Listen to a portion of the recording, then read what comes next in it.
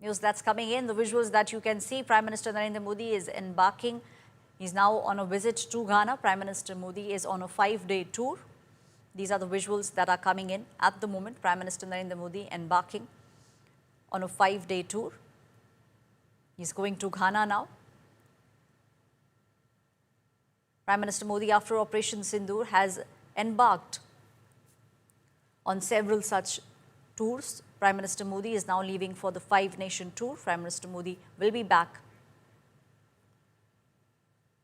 on the 10th of July. My colleague Pranay Upadhyay is now joining me on the story. Pranay, Prime Minister Modi leaving for the 5-nation tour, very, very critical, very, very crucial. We have seen how India over the past many years has been making this aggressive diplomatic outreach to all the nations.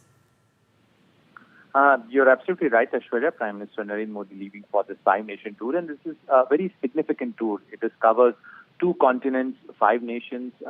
His first stop will be Ghana, and this will be, after many years, any Indian Prime Minister would be visiting Ghana. And Ghana is an important destination in Africa because this is the first, first democracy of Western Africa. It is a mineral-rich country where Prime Minister Narendra Modi will be holding delegation-level talks with the leadership, and there will be partnership as far as the mineral and the mining sector is concerned, defense cooperation is concerned. Thereafter, Prime Minister will be going to Trinidad and Tobago, and Trinidad and Tobago has a large number of Indian diaspora, historic relation in the Caribbean. And after that, Prime Minister will be going to Latin America. His first stop will be Argentina, and in Argentina, a lot of defense cooperation agreements are on table during his talks with the Argentinian leadership. And thereafter, Prime Minister will be going to Brazil as well. And the visit to Brazil is interesting because in Brazil he will be participating in the BRICS Summit, and also he will be he'll be the state guest for Brazil. So he'll be in Rio de Janeiro, and after that he'll be coming to Brasilia as well.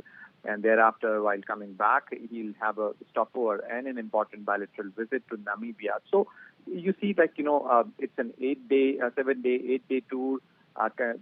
2 continents, 5 countries, and very important key partnerships in terms of India's defense partnerships, India's security, partnerships, India's business alliances, and making prospects for the Indian investments, across the continent. So this is a very important tour, and after long, Prime Minister is embarking on such a long trip. Probably after a decade, he'll be away for almost 8-9 days. And so this comes at a very important time when India is reaching to the various countries as becoming the important voice of Global South. So you see, all these countries are part of the Global South process, which India, took upon and became an important voice of Global South. You would recall, Aishwarya, that during ahead of G20 summit hosted by India in September 2023. Prime Minister held a Global South summit with over 100 countries. But also, an active engagement with the entire Global South, that's also something that the experts are looking at. And we have seen how there is a push by India, making sure that the world understands what's happening. We can also, Pranay, expect Prime Minister Modi that when he's speaking with the dignitaries there, he will touch upon terrorism and how terrorism is a global menace. You're absolutely right, Aishwarya. Terrorism remains an important key point for India's engagement, and this is not about India alone. Terrorism is a global menace.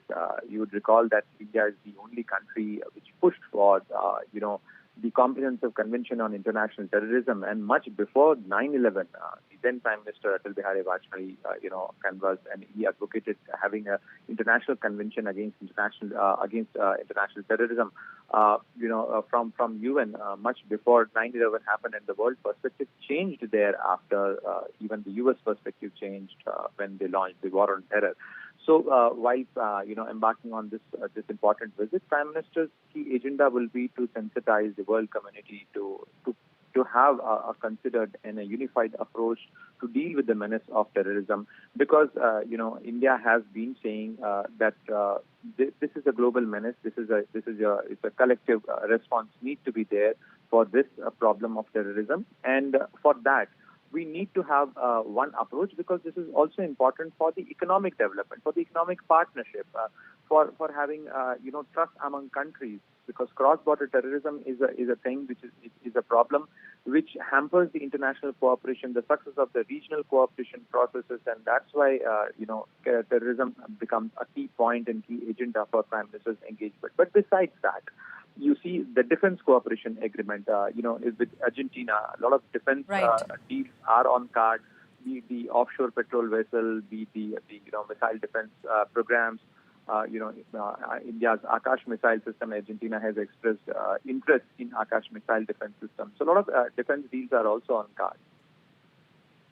Thank you, Pranay, giving us all those details. My colleague also pointing out a lot of defense deals is also something that's on cards. This is Prime Minister Narendra Modi's almost 10-day tour to 5 nations. This is an outreach which is being done by India in the entire global south.